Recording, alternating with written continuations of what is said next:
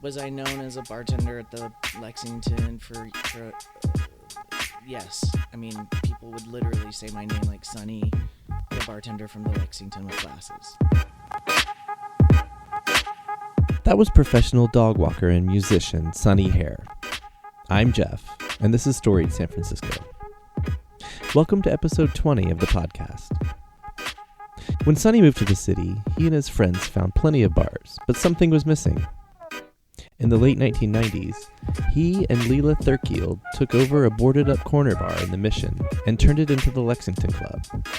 Until just a few years ago when it shut down, the Lexington was a staple of the lesbian and queer woman scene in the neighborhood. In this podcast, Sonny will share the story of opening the Lexington, and he'll also talk about some of the changes he's seen over time in the city. Here's Sonny. These microphones, for those listening, are they really resemble a Bob Barker microphone. So I feel like I need somebody to come and like powder my face. Yeah, they'll be here any minute. Oh, good, Just good. Flag a little bit behind me. We just got the dogs to be quiet. Yeah. So the Lexington, I was 22 years old when the Lexington opened. My involvement with the Lexington, the owner, Lila Thirkield, and I met when I first moved to San Francisco, which was either in 93 or 94. I'm really bad at time and years, but I was 19 when I first moved here. And I met her at the Stud at some party, and I used to go and just play pool. That was how I would meet people, make friends playing pool. Because I used to hustle pool when I was a teenager, and so I made a new friend, and we became really good friends. And we had like a small group of people that we would go and drink in all the dive bars, and our main drinking places were the Uptown, which is still in San Francisco. Yes, it is. 17th and Cap, and then we also drank a lot at the Dover Club, which at the time the was original in the women's building. Yes. And we had come from Lila and her wife had moved from.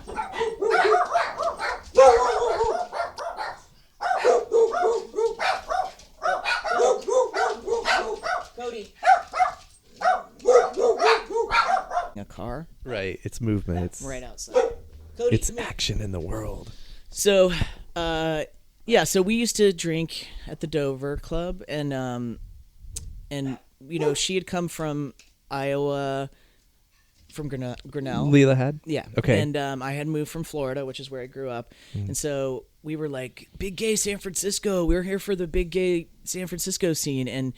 And there was a lot of that, obviously, but there wasn't a bar. There wasn't a 7-day-a-week bar. Like, we had moved at a time right after Amelia's had closed. I think that was the last, like, quote-unquote, lesbian bar. Right. Amelia's now Elbow Room. Yeah, right. During Pride, they unveiled the old sign. The sign, yeah. But so we were just kind of shocked that there wasn't just a dive bar, like a 7-day-a-week place, not a club, not a night, but just a place that you could go and get cheap drinks and play pool and listen to a good jukebox. And I don't know, dive bars in the 90s, that was the thing, right? Right. So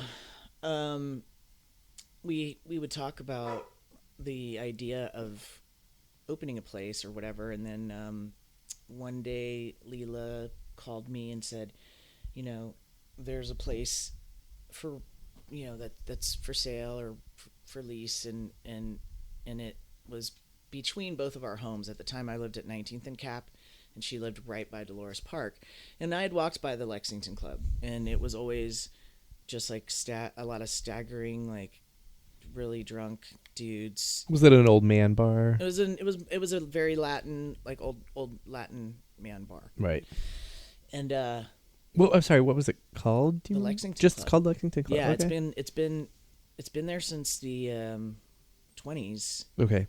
And it's always had the same name. That sign is the original, the neon sign that we had restored and refurbished was the original sign. And it used to just be like a piano bar when it was an Irish neighborhood. Over the years, I had a lot of characters that would stumble in and tell me stories. I was a little girl, and my mom was dating the piano player here, and I would, come and dance with all of the drunk Irishmen. Like, it's cool. Yeah. I bet you are, a healthy adult. Yeah. But yeah. So we went and looked at the space, and I was like, it's too small. It's absolutely too small. But we ended up getting it, and at the time, it had a lot of unfortunate choices, like in terms of remodeling. Like the bar was covered in Formica. There were these planters around those windows in the front that had like, gross, just there were ashtrays. And right. So once we started kind of unearthing, the bar was mahogany, and so it was under the Formica. Under the Formica. Wow. Lila pulled off a piece of Formica and was like, shit. Okay, we're gonna have to add some extra time onto our remodel to restore the wood, and a big part of the restoration was us like with those little heat guns, like peeling layer after layer after layer, and we had so many friends that just showed up and volunteered their time to help. Nice. With the work was done. Yeah, there were paid contractors, but a lot of it was done by our friends and volunteers. Nice. Which was cool. It's almost like a little co-op spirit. Yeah, and then when we had our soft opening, I think, neither of us were expecting what happened. I mean, like we had a soft opening that was just word of mouth, and there were people lined up down 19th. Like, it was crazy. Wow. And lined up to get into a bar. Yeah. That's awesome. And we didn't know what the fuck we were doing as bartenders. Like, we rented tuxedos and cummerbunds. Yes. And pictures. There's definitely photos. There's tons of photos. There's a lot of archival, lots of ephemera. I think there have been. I mean, since the Lex closed, there have been a lot of photography shows and people's work that recorded all of the events over the years. But my friend, who's a personal trainer and awesome photographer, Ace Morgan, photographed a lot of like the opening night, the soft opening, because I think we had a soft opening before we had an official opening. I'm not. Maybe it's all the same, but we opened on January 31st in what year is it? Now? In 98. In 98. Okay. You said you moved here 93, 94, so a few years in. Maybe it was 97 that we opened. Okay. I think we got the keys in December of 96 and opened in the end of January in 97. Okay. So, we just didn't know. We had no idea. Did you have either of you have a bartending background? No. We had become friends with the bartenders at the Uptown, and the owners of the Dover were really supportive. They, one of my friends who worked at the Uptown took me. She also worked at the Tip Top, which was happening for a minute at 26th and Mission. It's now a check cashing place. Right. Do you remember that? It sounds familiar. Yeah, and they had shows there and stuff. But she did some bartender training with me, very minimal. And then I was behind that bar, like a margarita, like making the worst drinks. That night was a disaster. We did not expect that many people. We didn't know what we were doing. People were getting shitty drinks. But they didn't care. They were just so stoked that this place was happening. And so I think that's the first moment. At the end of that night, all of us were just looking at each other like, what? Oh, okay. This is like something, this is important to the community. To people around, and it's going to, fill a place in people's lives that I think we suspected, but we weren't certain. So that was crazy. And then, and then you had to get up and do it again. For the next, 10 years of my life. Wow. 9 years. I don't remember how long I was there, but a while. And so I was the manager, and I was hiring and recruiting all the people. And I was also the youngest staff member. So I'm sure that I was like the most annoying, right? Being like, you guys do all this stuff, and then I'm like the one, you know, drinking, and it took us some time to get our like operational systems in order. We Right. didn't really have a lot of that in the beginning, but then obviously you can't run a bar for 18 years like that. Like once we kind of got it fine-tuned, it just seemed to, I mean, it did not run itself. It took a lot of work to keep that bar going, but Right. I don't know. There was just so many. One of the things that we did, because we were a dive bar and did not have a lot of space, we tried to make a lot of specific events and nights that were experimental, that Mhm. became like big things, you know, like the uniform party for Folsom was Mhm. a big tradition that people would get excited about, and people would come in costumes, but it was supposed to be more like fetishy, Mhm. but it ended up really just being kind of a costume party. I don't know. There was a lot. We did a lot, and every June we would be involved with Frameline and be a big part of the film festival, Mhm. and do a lot of opening and closing parties for filmmakers. And we always had a revolving art show. So there was always a Right. curator. Various people did that job over the years, but Mhm. Lila was always the one that was mostly handled the art. And I don't know. I feel like the Lexington took on a life of its own. It just became its own thing. I would guess also, like you said, you'd been here a few years by the time it opened. Yes. You're immediately meeting so many people by the virtue of being there and running it. Well, so my story is like, when I moved to San Francisco, I moved into a house with like 6 other musicians and artists.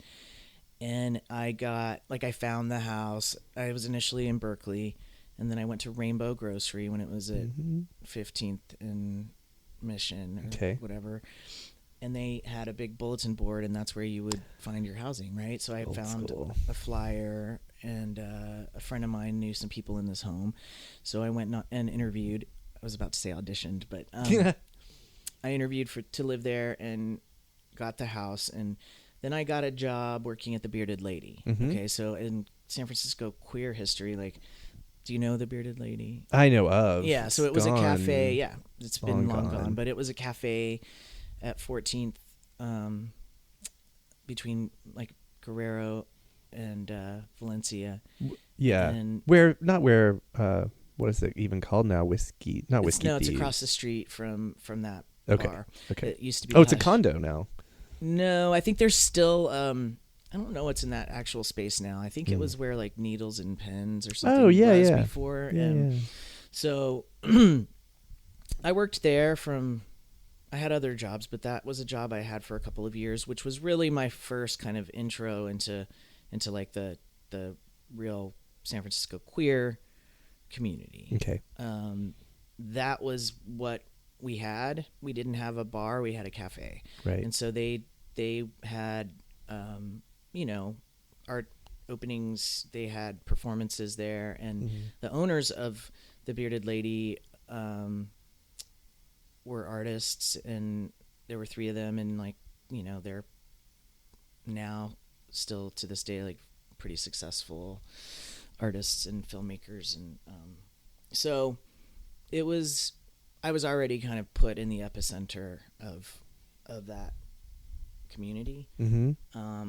So when the bar opened, I think that it was really my job as someone who had already been the face of like a kind of part of the scene, to tell everyone and to get people to know about the bar. And so yeah, I did already know a lot of the people, but of course there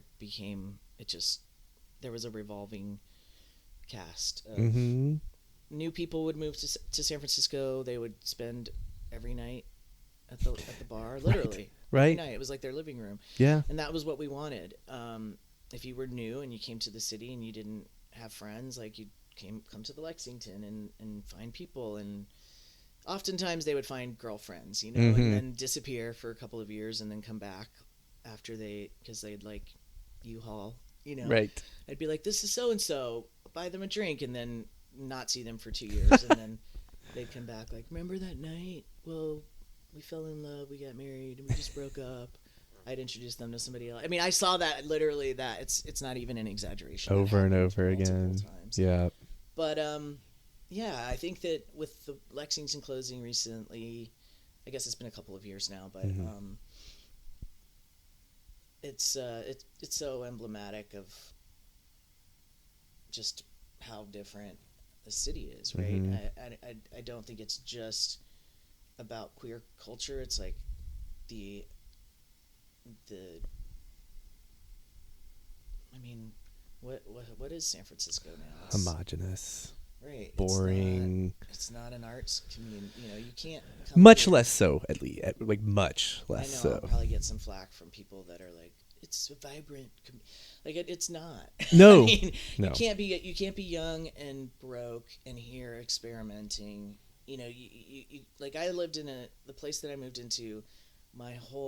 My bedroom was as big as this whole living room here, and I paid $234. I remember. Oh yeah, was my rent. It's memorable. You know, and I had a room upstairs in which I could play drums. Right. I had a music studio just above me in my house. Mm-hmm. So I could work at a cafe.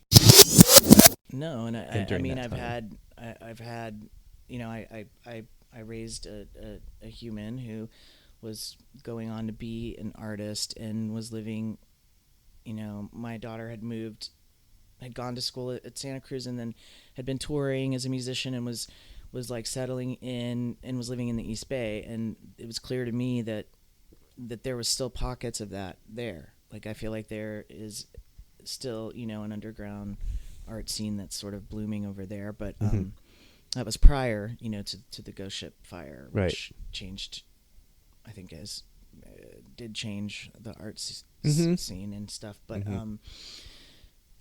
that was surprising to me, that there were still pockets there, which people could find. But it was not the same. I mean, you couldn't live in a gigantic house for $200 a month. Right. You know, even as you know, my daughter was living with a bunch of people, and the rent was still way more than I could have imagined being able to pay as a young artist. Right. No way. But yeah, I think I overheard somebody talking when I was on Valencia. Like I had gone to see my barber or something, and I overheard some kids talking about what San Francisco was, and they were like, "It's, you know, it's cool. It's like a lot of like artisanal coffee and you know, Rosé and Dolores Park." And these were like 19-year-old people. And so that really just I felt super just shell-shocked by that. Like that's what a young person's idea of what, you know, what our city is about. I think it's like anything. If you have to adapt, and I've been fortunate that I live in this house in which I am able to, I don't own it, but I've been able to have my business here. And at this point, I am the longest term resident on this street. Right? Oh, wow. So every family that had lived here since I moved in has since sold and moved. So they don't get to say shit to me about having a lot of barking small dogs, you know. Like I was here first. So so that's kind of nice in that I have seniority or whatever, but you know, it's about adapting. I had to find a way to get out of an industry which wasn't serving me for a lot of reasons. I had outgrown being a bartender for a lot of reasons, but you know, finding a way to start a business that could work for me. So dog walking has been great, but you know, I wouldn't, if I got evicted, would I be able to find a home in which I could board dogs and have a yard and have like a deck that they can lay on when they're boarding here? And probably not in the areas that I cover. It would definitely affect me in my livelihood. Yeah, you'd have to go somewhere. I'd have to go somewhere, and I wouldn't like it. I would. I don't know. I mean, I'm definitely on that team of like, I guess maybe I'd end up in Los Angeles or if I got evicted, would I end up moving? Maybe. I think it would depend on how easy it was for me to relocate. I think some people are magical, and one thing ends and something just appears before them. And make shit happen. Yeah, there are people I know that are like that. But, it's not something I have to think about right now. Yeah. So I just keep trudging along here. Stay up to date by following Storied San Francisco on Facebook, Twitter, and Instagram. We have all of our episodes up over on our website, which is storiedsf.com. Subscribe to the podcast on Google Play, Stitcher, SoundCloud, and iTunes. Please let us know how we're doing, or if you have a tip or a storyteller in mind for us, email us at storiedsf@gmail.com. Music for the podcast is by Otis McDonald, aka Joe Bigale. Thanks for listening. Check back next week when we'll hear from Mila Ablog.